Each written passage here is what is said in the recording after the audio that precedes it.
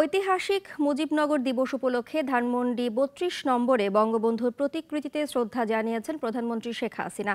পরে আওয়ামী লীগ সাধারণ সম্পাদক বলেন, বাংলাদেশের বিজয়কে সুসংহত করার পথে বাধা বিএনপি। আব্দুল্লাহ শাফির রিপোর্ট।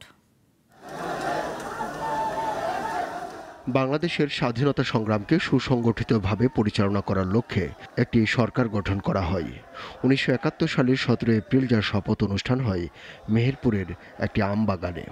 ইতিহাসে যা বাংলাদেশের প্রথম বা প্রবাসী সরকার নামে পরিচিত। দিবসটি উদযাপনে প্রধানমন্ত্রী শেখ হাসিনা সরকার ও আওয়ামী লীগের পক্ষ থেকে ধানমন্ডিতে বঙ্গবন্ধুর প্রতিকৃতিতে শ্রদ্ধা নিবেদন করেন। স্মৃতির প্রতি গভীর শ্রদ্ধা জানিয়ে নীরবে দাঁড়িয়ে থাকেন কিছুক্ষণ। পরে আওয়ামী লীগ সাধারণ সম্পাদক তুলে ধরেন দিবসটির তাৎপর্য। বলেন, অর্ধ শতাব্দী পরও দেশের বিজয় সুসংহত না হওয়ার কারণ বিএনপি। বিজয়কে সুসংহত করার পথে প্রতিবন্ধকতা হলো বিএনপির মতো সাম্প্রদায়িক সন্ত্রাসী অশুভ।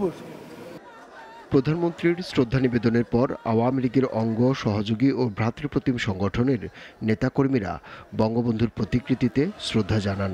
বনানী কবরস্থানেও আওয়ামী লীগ নেতারা শ্রদ্ধা নিবেদন করেন।